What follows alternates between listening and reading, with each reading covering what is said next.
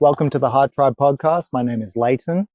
With me today is a good friend, Josh Scrivano. He is the founder of Men Over Matter, a men's retreat, a co-founder of Common Unity, a beach community focused on breathwork, cold therapy, and conscious connection, a junior football coach. And have I missed anything else? Just all-round legend. Good guy. Welcome again to the Heart Tribe podcast. Thanks for having me back. On attempt 69. Yeah. Your favorite number? So I've seen it twice today on car license plate, so ancient numbers. What's been happening? Sitting in a particular chamber of some sort? Yeah. I went down and visited Kev Robinson and jumped in a hyperbaric chamber, a life cell hyperbaric chambers. So yeah. Shout out to Kev. I'm going to go see him next week. Awesome. Yeah, do a podcast with him. That should be interesting. Yeah, if you want to learn more about the positive effects, definitely listen to that one. I think he's got a lot of good information for you. Yeah, he's been really good. So I met him through the last couple of Men Over Matter retreats. Do you want to quickly we can run down the brief on what that is? Yeah. So it is. It's a men's health retreat, but not just a retreat; it's a community. So we do run retreats, but also we do free events. We're just trying to create a space for men to share, connect, share the load. So creating a space where it's safe for men to share what they've got going on, rather than bottling it up and holding it every day. And at Men Over Matter, we physically carry weight to give visual representation of what that weight is. And when it does get too much, we share the load. We let someone else carry it for us and take it off our hands. And then we do that with opening the space for conversations to be able to share that internal weight that we carry. So it's been a really great year since we started, and made some great connections with guys like Kev and hearing their stories. And yeah, it's been really beautiful. And we focus on all elements of health, whether that's physical, the exercise, mental health, and then we also focus on diet with all organic whole foods, and then spiritual health in the sense of being connected to serving a purpose greater than yourself. Yeah. What drove you to start Men Over Matter? I think for me, community has always been huge for me, with that starting at football clubs, cricket clubs, and then moving into the holistic wellness communities, and realizing the great friendships and connections I was making there. And the connections I was making there were similar to the ones I was making at footy, but the depth of the conversations I was having, I wasn't getting there, and I wasn't not getting as much from men unless it was in an altered state of consciousness. And so I really wanted to create a space where guys could create those deeper connections, but not need to be drunk enough to feel safe to be vulnerable, that sort of thing. So the type of conversations that I've been having at past midnight on a Saturday, but we can build a relationship through the exercise and sharing the load. And then that's how we build the trust to share the internal load. And yeah, that was my thought process behind Men Over Matter. And yourself, Matt and Kieran were like, yep, we see the vision. We're jumping on board, and completely resonates. Yeah. And here we are. Here we are. Three retreats deep, a couple of free community events, and onwards and upwards, I guess. How has that mentality impacted your footy circles?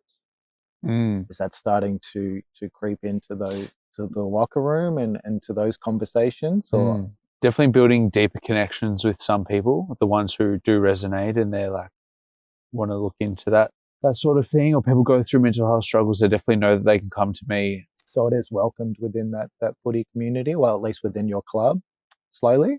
I'm going to say I met with a lot of banter, but there's guys who need it that are definitely have a lot of respect for what I'm doing if they're not at that level yet where they're not quite ready to come to men over matter events, but they're very interested in what we're doing. You know what I mean? Like, it's still, fear of judgment is huge for men, and especially in a footy club space.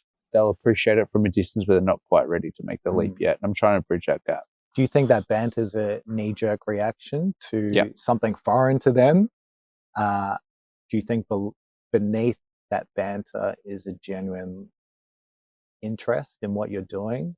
Like, do you think on a soul level they're connecting to it? They just don't have that experience or maturity to actually have that real conversation? Combination of that and just so much fear around doing something that isn't the norm.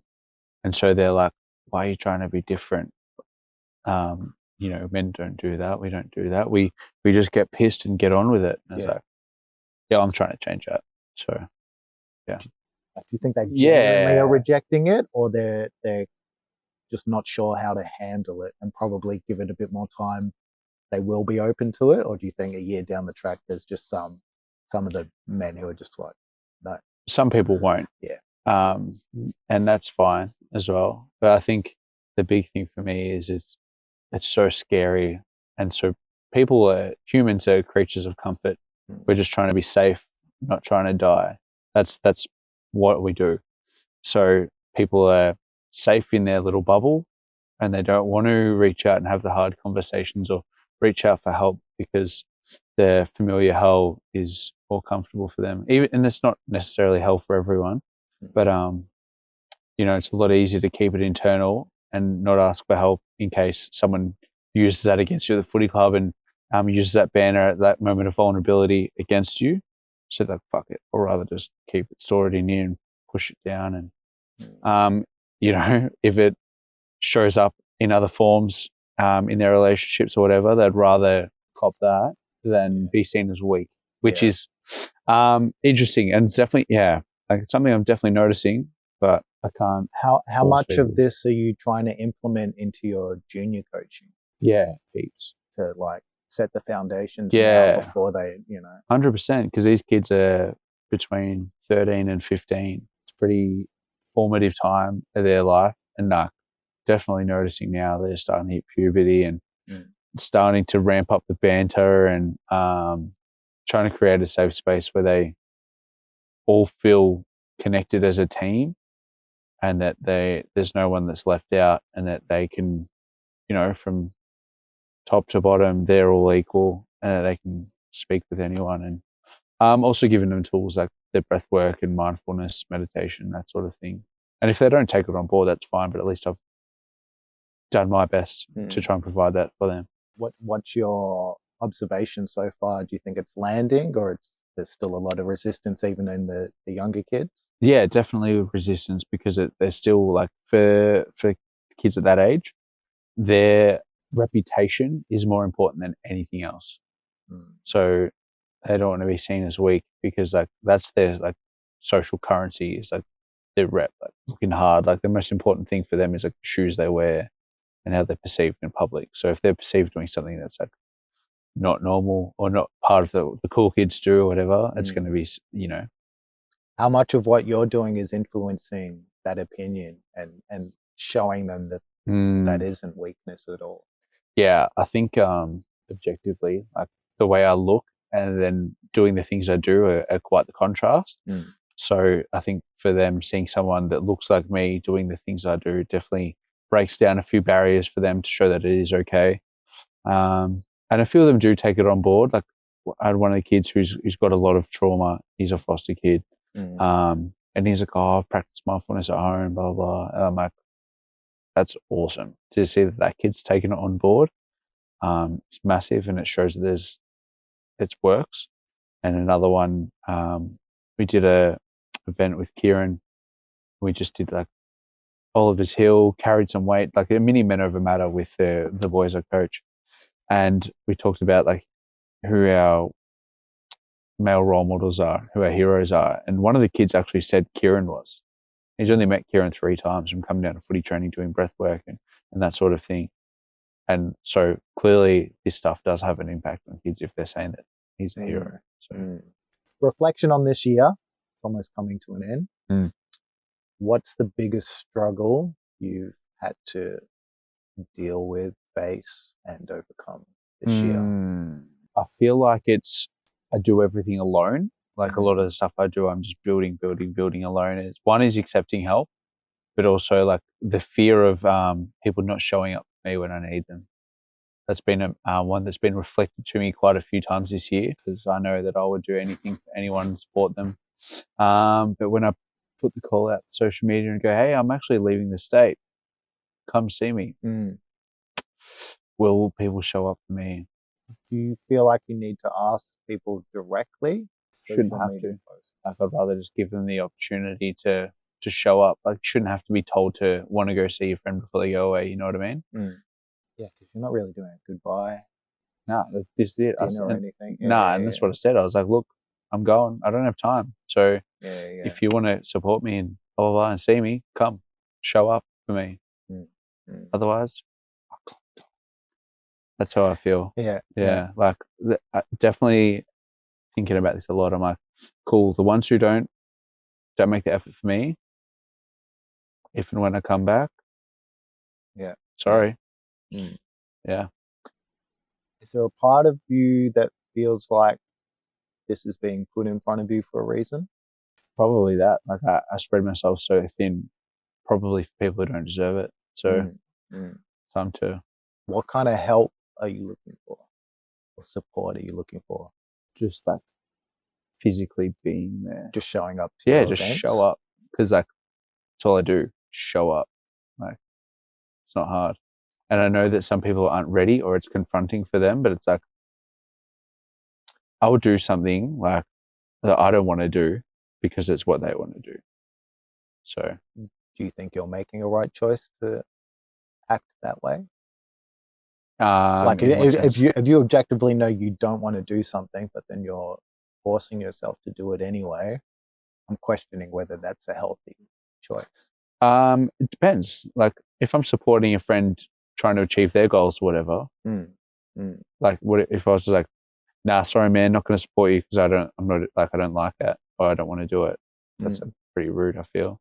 So I feel like I can see both sides of the story. Do you know what I mean? Like going to a club, or someone's organized stuff for their birthday and that's where they're going. You're like, oh, I don't like clubbing, I'm not going. Or like to a dinner and they're like, I don't like that food, I'm not going. I'd be like, you're a piece of shit. Like, it's their birthday. Like, do their thing. It's one night out of your whole life. Or like, so for Saturday, it's an hour out of your whole life, and you potentially won't see this person for at least 6 months, or you're definitely not going to see this person for at least 6 months.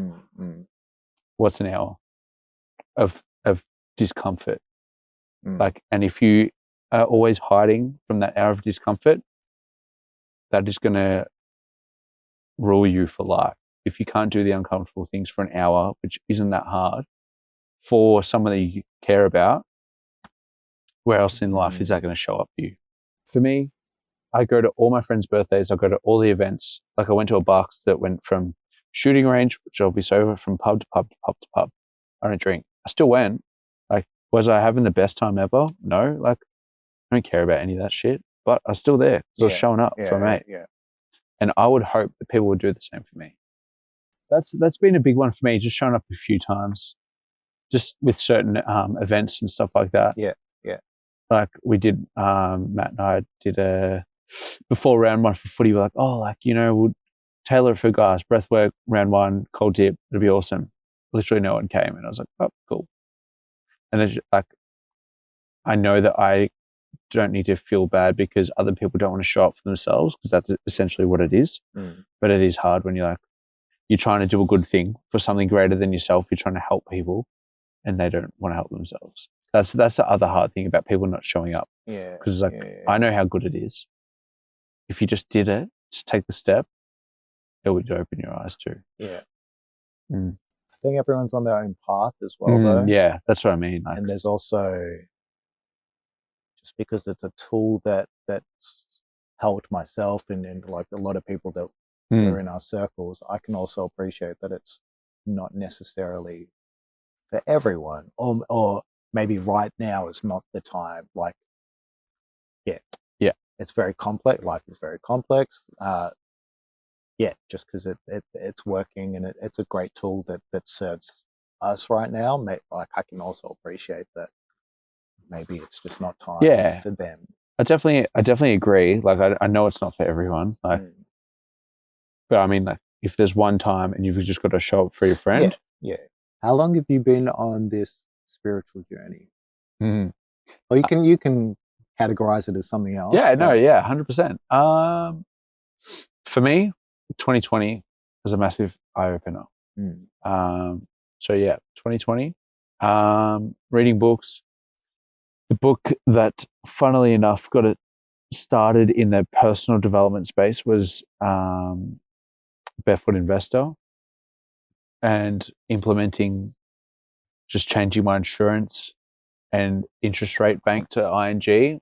I saw the value in it like instantly. And then I bought shares, saw that. I was like, cool, let's go from there. And then I downloaded TikTok because I was suffering from insomnia. So my algorithm, fortunately, was personal development, fitness, spirituality, that sort of thing. And then I was reading books like, during the lockdowns, books like Law of Attraction, Think and Grow Rich. And those were recommended by TikToks I saw, which I haven't had TikTok since 2021. So that year I had it actually really helped. A few food, like healthy food recipes are on there. It was pretty good. So that was a big one for me. 2020 books, using that time efficiently and wisely, rather than ordering Uber Eats and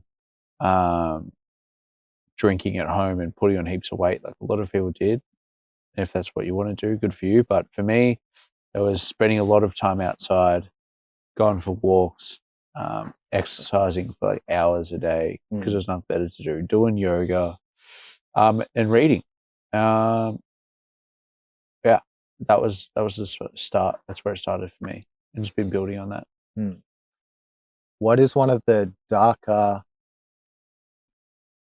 traits of yours that you've overcome that doesn't exist now? I'm still working on it. Obviously, it's a lot easier being single. It doesn't show up as much, but like being avoidant in terms of emotion. Still, like the vulnerability thing. I don't know if it's that so much, but having hard conversations. Specifically in relationships? Yeah, in life, but like they're obviously, you're having more hard conversations in a relationship. So, and you just weren't open to having them? I think because I went through a rough breakup in 2020, that like really hurt. And then so you obviously don't want to feel those feelings ever again. So you just push them away.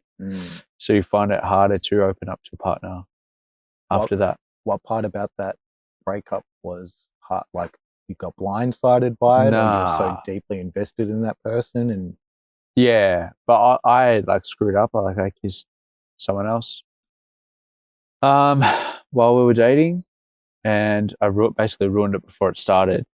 But we continued to see each other for a bit after that. I was very emotionally invested, but obviously could never see past my own shortcomings, which is hard, and there's a lot of regret there, but it is what it is. What did you learn from it? Well, alcohol sucks. Is it definitely decision made after a very long day, but it's not an excuse. But what I learned is honesty is the best policy. Like I did lie and hid it, and she eventually found out. So own your shit. Did it make you a better man because of it? Yeah, 100%. That's worth it, right? Yeah, Drew. It's hard, hey. Like that's what I mean. Like there's obviously a lot of regret for the pain I dealt, but if that's the cost of me learning that lesson, then I guess it is what it is. Because I would never do that to someone again.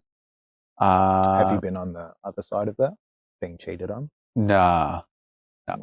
The pain I saw is something I could never want to. I could feel it. Obviously, I would have to if it happened, but I would never want to feel it. And I would never put it on someone else. So there's so much wisdom in that, because I've done the same. I've cheated, had those hard conversations, spent years really not liking that part about me.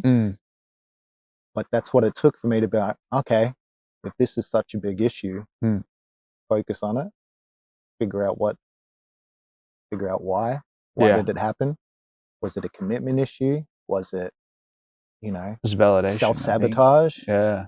Everything I've ever done needed to happen, right? Good, Yep. bad. Yeah, you can't have the light without the dark, right? And I just feel, I just don't think I could be the person I am if I hadn't have done those things. Like, and that trigger was necessary for me to evolve.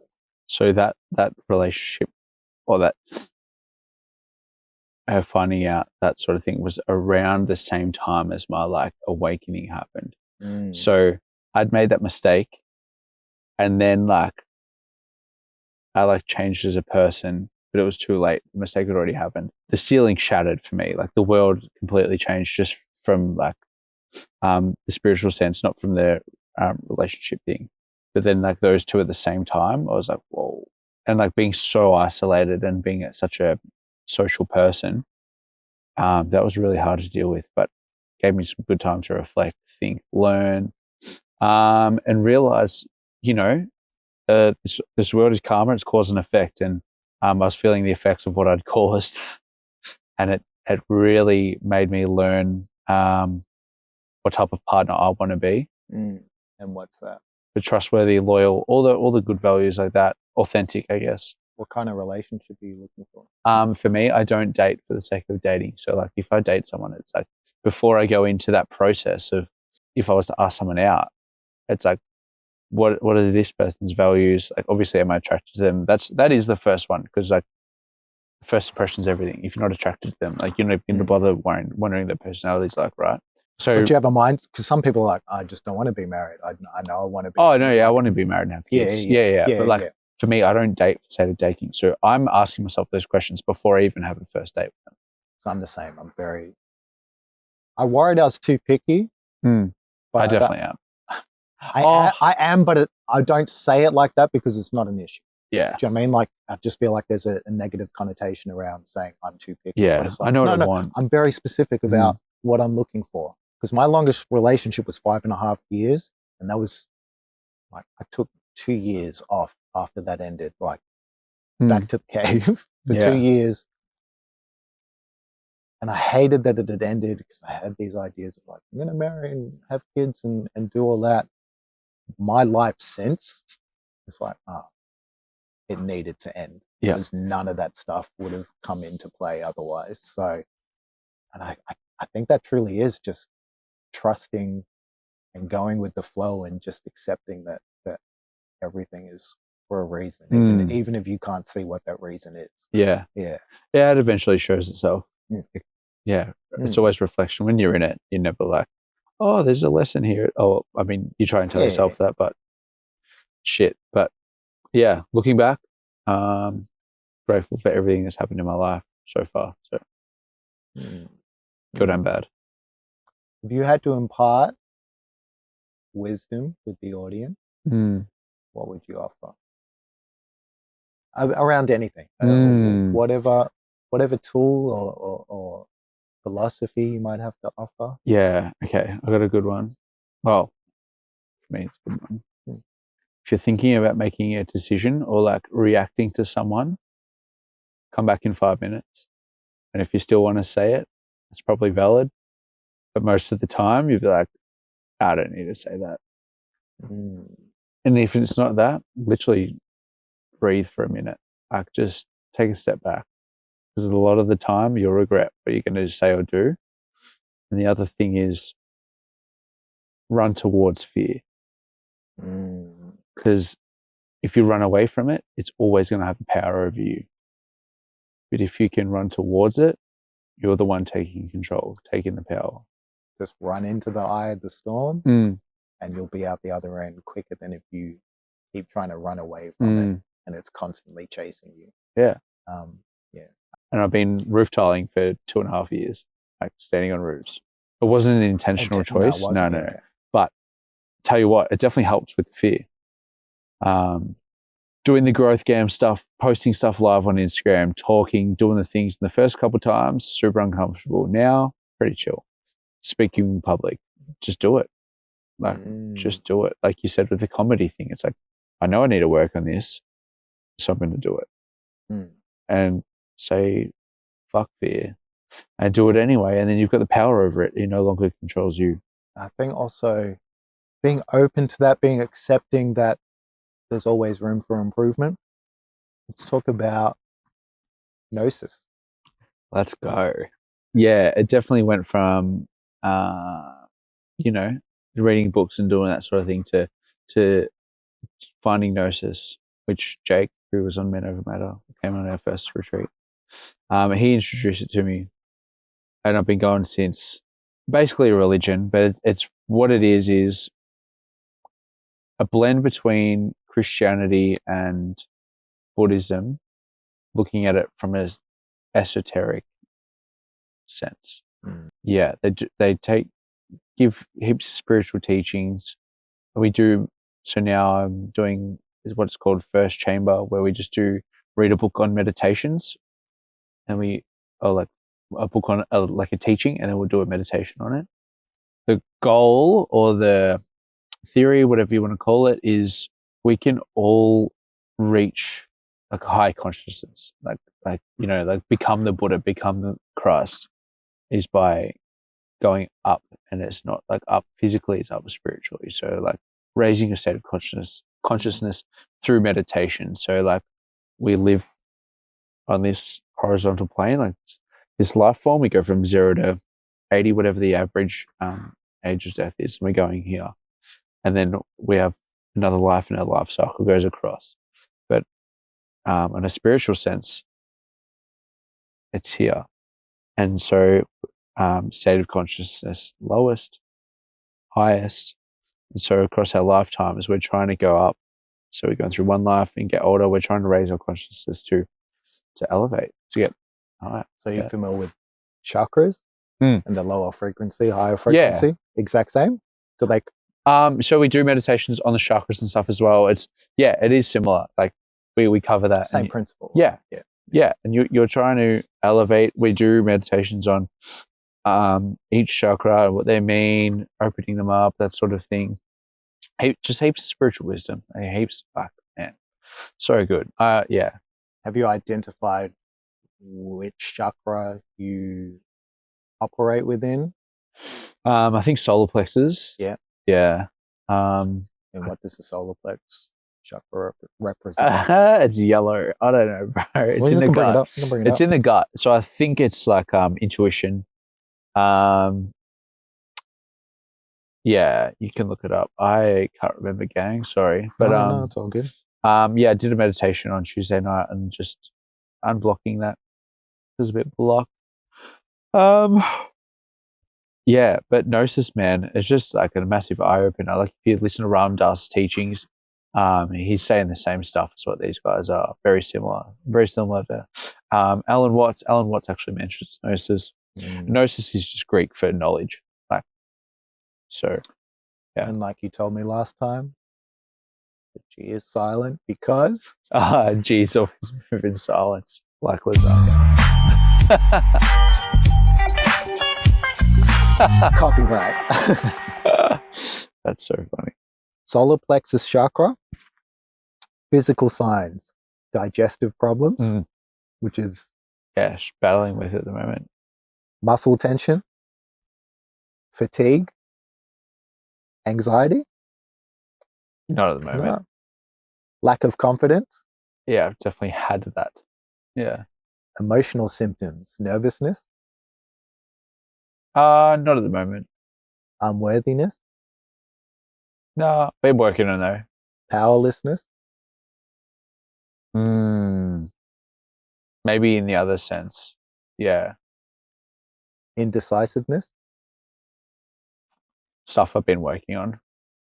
And I lost the page. There were more, but yeah, that's what you feel like you're resonating ones. through when you're working through that. Yeah, those blockages at the moment. Yeah, like the physical ones are very, very relevant. So, yeah, I was watching do you know Kerwin Ray? Yes. Did you see the post he put up recently about the inflammation around his eyes? Pretty interesting. So he's tried all kinds of different medications to work it out. Hasn't worked. He has one conversation with, I forget the guy he was talking to. I'll post it up. But in this conversation he has, it talks about it's these past traumas again coming up, or past fears, and it's causing physical friction, and it's coming out. Heat comes through your skin, right? Or is released through your skin. And he's kind of just saying it's like having that friction mentally is coming through, and that's what this inflammation is. And he just did this quick little workshop to talk him through it and get him to accept it and reframe his mindset and his perspective. Because it's all filmed, you can see by the end of the conversation the inflammation's gone down, and then he goes back, he wakes up the next morning, and it's like the clarity is ridiculous. So yeah, there's too many things like that where I go, okay, like look within, and mental state, especially when you talk about anxiety and stress. Stress is the biggest one. Just rewiring how you think can have a chain reaction. Crazy. Yeah. Yeah, it's cool. Okay. Gnosis, solar plex. I want to go deeper. Where can we go deeper? What's something about you not many people know? This isn't like deep, but I've never had a drag or a cigarette in my life. So never had an interest in that, which is funny now that like going sober from everything. I just never saw the value in it. It's always baffled me that people pay money to give themselves cancer. To not, like, you don't get a high out of it either. So I was like, it just seems like so bizarre to me that people do that. So yeah, there's one. We can, again, not too deep, but it's a bit spiritual. The no porn, no masturbation thing. So no semen retention. Gang. Do you want to explain the philosophy behind that? Yeah. So honestly, I've been practicing it since 2020, just from TikTok. But in Gnosis, they talk about it as well, and like the Kundalini awakening and all that sort of thing. So basically, creates life, right? Like we wouldn't be here if it wasn't for it. So why would you waste it? It's a life force. Yeah. Why would you waste it on like some video of someone who doesn't exist, doesn't know you exist? And if that can create life, imagine what keeping it inside you can help create. And so for me, I feel more clarity of mind, more motivated, more like willpower. My willpower is better. Like I definitely noticed if it's gone. You're more submissive. Yeah. I'm like I'm more inclined to skip the gym or fail on my, like, eat unclean and eat shit and do it again. And I think on a very, very, very basic level, the philosophy is pretty straightforward, right? It's like, it's your life force. You know, when you ejaculate that you pass out, basically. That's it. You're done. So cool. Well, then what if you just don't do that? And you don't have that massive drop off immediately. So yeah. The other thing is like the mental thing too. Like watching porn literally makes you dumber. And you trains your brain to get dopamine that way, and it trains your, like, that's how you get aroused. That's how long you're gonna last. Like all that sort of thing. Like it fucks you up. Yeah, they're taking you off your focus away from what you could be doing, should be doing. Yeah, and that's why I mentioned before with Men Over Matter, it's spiritual health, because you're getting a quick fix of dopamine that's quickly hitting your brain over something that's like demonic and evil, and like they're doing it to take your energy, right? Like we won't be creating awesome things if we're losing our life force. That's why there's so many cocks in their room doing that shit, and they could be out making the world better. Yeah. And that's, like, that's why porn's free. It's accessible for everyone because they don't want to see what we could achieve if we live to our fullest potential. And that's where I get deeper in that sense. It's like, it's literally evil. And I'd hate to know what, and again, like I'm not trying to judge anyone for being a sex worker or anything, but it's a known fact that people who go through traumas can end up in these industries and that sort of thing, or it's manipulation, or one thing or another has led someone to be in that circumstance, and they could be getting exploited and that sort of thing. And you're keeping that industry alive by feeding into it. Like, who's paying for it? Like, it's all free, so where's the money coming from? You know what I mean? Yeah. I just think it's wrong, to be honest. Like, and for people that go blah blah blah, like, how could you say that? It's like, okay, like, would you let your kid do it? Like, would you, you know what I mean? No, okay. So yeah, and from a Gnostic perspective, they talk about the Kundalini awakening and doing it through breathwork practices, but also through like Tantra and the alchemy. So basically, the alchemy is to become fully realized being, to fully dissolve your ego. You can work on it alone, but you actually need to have your alchemical partner, because before we descended into our human bodies, we have a soulmate, because it's male and female. The divine masculine and feminine was actually one. And so you need to find that partner to do the work together. And you're obviously, they have the eggs, you have the semen, you got the energy. You put that together, it creates life. But if you do that without ejaculating, without fertilizing the seed, and you're just keeping that energy within, the stuff that you guys can create is literal magic. And Dennis speaks on it as well, obviously. Like, they say, if you're fully realized, if you're truly conscious, like they say we only operate with 3% consciousness, but if you're elevating consciousness to a really high level, like, you could literally ejaculate like enough to produce a baby, and that's it, which is wild. So, and it's kind of that Pascal's wager where I could be wrong. It might all be bullshit, but at least I'm living a purpose-driven life, trying to do the right things, because I could be wrong, and it could be fake, but then like there's no negative for me living the life the way I do. I wouldn't worry too much about that. I mean, you could have any philosophy or any direction on literally anything in life, and there's going to be pros and cons and people for it and against it. So I wouldn't, if it works for you, that I think that's all that matters. Within that though, how do you know when you found the right person? Because obviously you have the natural pheromones and you're attracted to people. Dude, I've had connect, a chick like literally reported my story, because I've shared stuff about this, and they're like, yeah, you can like literally feel it. Because I feel like I felt that with all my main girlfriends, but none of them have worked out. So it's like, okay, well then. But they also serve it. Yeah, they were the right person for that time, right? Yeah. But is that enough? Or is there some sort of philosophy where it's like, no, there's only one, there's an ultimate, and is the idea you should have, with more wisdom or knowledge, you would have avoided those relationships and just waited for this other one? Or because I would still believe you need those, to make the mistakes, to grow as a person. No, I definitely agree in the sense that obviously served a purpose, it was meant to be at that time. It's more in the, be very careful who you share your energy with. Yeah. Don't sleep around. That's it. That's the theory, really. Like, same thing. At the time, when you were sleeping with that person, when you were dating that partner, that was the last person that you were going to see. Yeah, it was always 100% until it was. Yeah.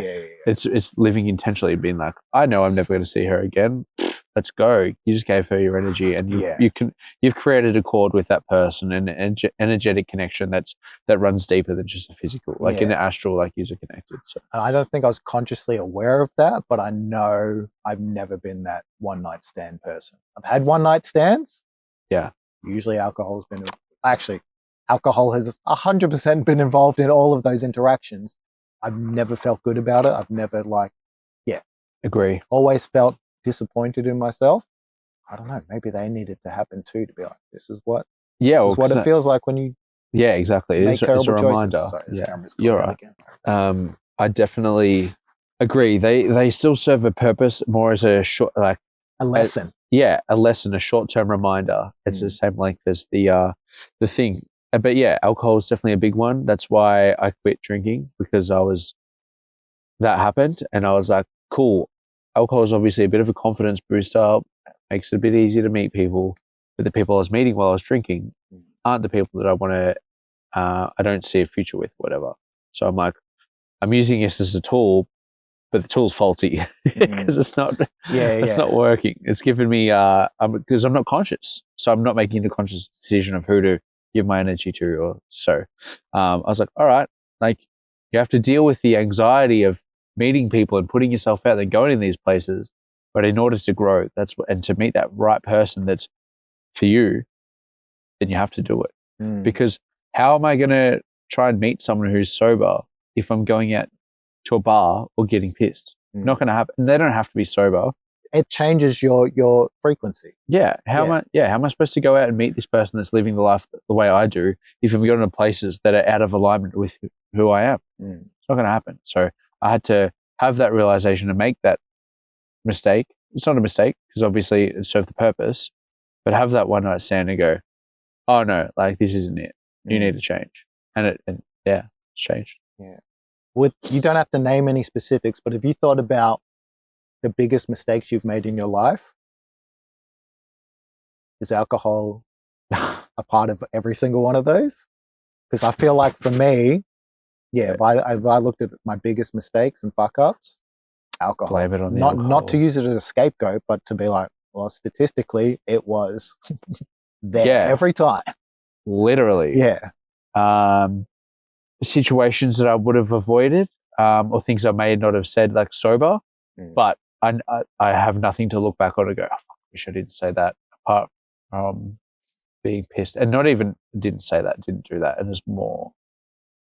It's just like that relationship that I talked about. 2020. Yeah. Like that's the only time I've ever cheated or done that. Obviously, it's in a very altered state of consciousness, and I wouldn't have made that decision if sober. So before that moment happened, did you already have a strong mentality of that being an issue? No, I was like, I would never cheat. That's fucked up. Like blah blah blah. Yeah. So yeah, but like, how strong was that? Like, was that just that's the opinion you're meant to have? No, socially? like I spoke with that partner about it, my values and that sort of thing, and then I ate my words. But it definitely was a validation thing, I think. Yeah, I guess I'm just wondering if, like, before it happened, you're like, yeah, obviously don't cheat. And then once it did happen, be like, oh no, don't cheat. Yeah, like, this is what it actually is. It's not a hypothetical anymore of like, obviously it's a bad thing and you're going to upset people. It's like, oh, now I've seen her cry. Now I've seen the damage this actually does. Now I felt how I feel about myself because of it. Yeah. This is no longer a hypothetical. This is my new moral. Yeah.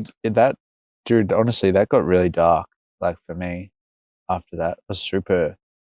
Just hard on yourself, or hard on myself, but like I also like depressed and just felt shite, man. Yeah, it was terrible. Yeah. How long did it take you to actually? What was the tools that helped you get out of that?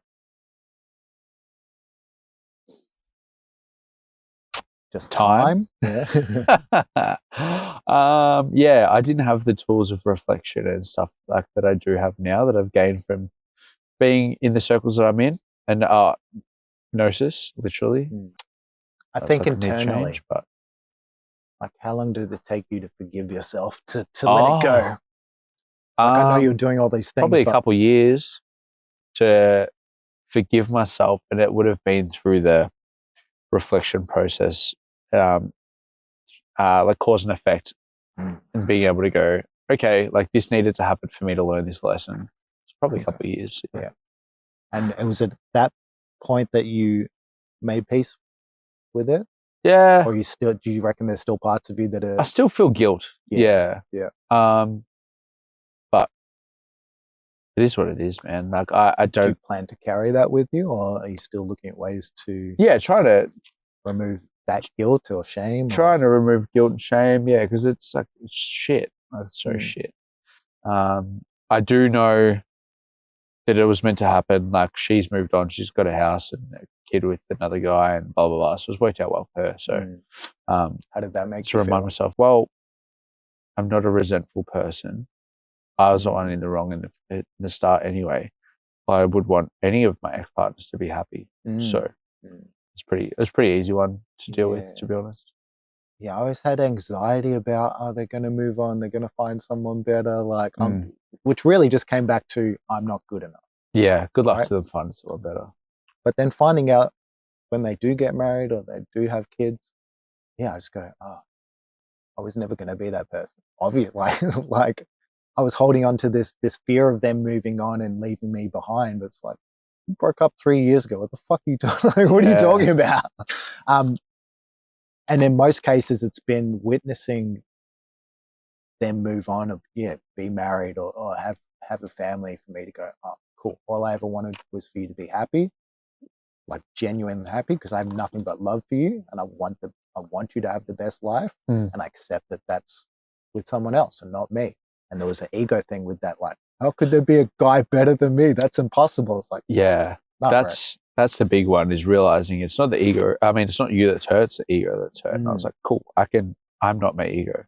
So I can let that piss hand be upset because it's not me. So how do you deal with your ego? You got a good relationship now? Trying to dissolve it. It's like the Gnosis is literally trying to gain as much consciousness as you can, which is dissolving the ego.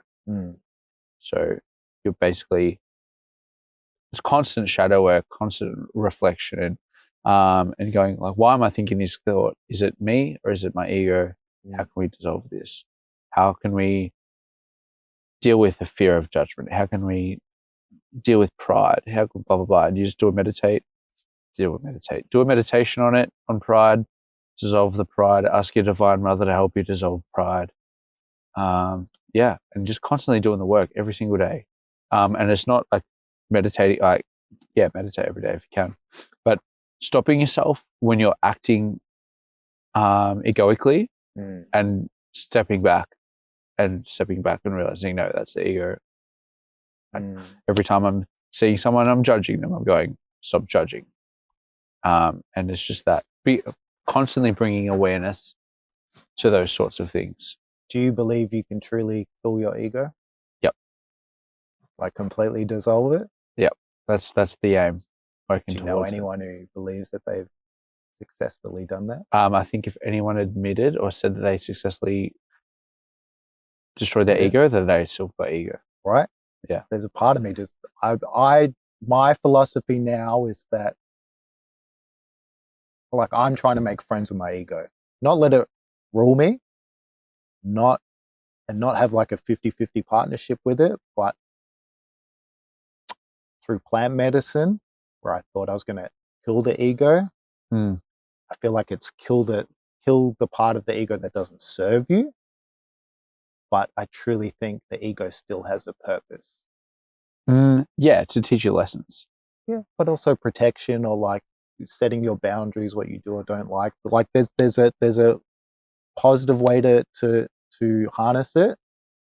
But if you're not in control of it, is when it becomes toxic and it takes over. Because I don't know anyone who has killed their ego and is like this divine person. And if they say they are, I go bullshit. And now you've got spiritual ego, and now I've never seen an instance where ego isn't around. It's like it's a part of your DNA. It's like any other personality trait or mental cognitive function that you have. Like it's what your relationship with it is, and what control you have over it, or if it's controlling you. Yeah. Well, that's why I feel like, why does your ego need to set you boundaries or protection? Why can't you just consciously decide to set a boundary without that being ego? And I guess the other question is why, like, is this weird idea that you're going, oh, all the toxic things about me, that's not really me. That's this alter ego. It's like, or are you just not Well, it taking is 'cause- ownership of yourself in totality? Yeah, I feel like the ego is just consciousness conditioned. So like that's the fears that come in, the things that you deal with every day, the way you react to a certain thing. That's not you being fully conscious. That's your conditioned consciousness, your ego in a way. And that's why the 5-minute thing, come back to it.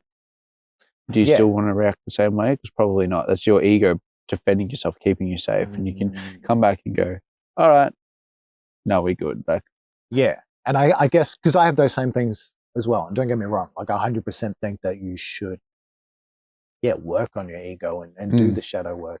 But even in what you're saying on that reflection and pulling back and you know, I go, well, I think the trigger is still vital. It's how you're reacting with it, and you know how you're using that information. Like, if you go, that pisses me off, and now I'm going to get offended, and I'm going to, get all uppity about it. It's like, cool, your ego's taken over, but you can still go, I don't like that. I'm just going to walk away. Yeah, or it's like, why don't I like that? Yeah, or that. But I go, okay, so there's still a part of that, like that interaction that's still that seed still starts at the same place. Like, maybe I'm misunderstanding people when they say they're trying to kill their ego, but for me, I go, oh, you conceptually thinking that just things are going to happen, and you just so blasé to everything. Yeah. So basically, when you said that is, instead of reacting to a person or a situation, right? Because it's like, he made me upset. I was like, how did he make you upset? You chose to be upset by what he said. So from like the start of like dissolving the ego is bringing awareness to, okay, what in that person brought out the ego in you to be upset? Like, why are you upset by words that someone else said? And then when you've got no ego, it's just like, you're saying something like negative to me, and it's just gone like that way. It's like, I know that's your ego talking. Like, I'm good. Yeah. I guess that's more of it. Like, the ego doesn't need to protect you from someone else's words because they don't affect you. Okay, yeah, I definitely agree with that.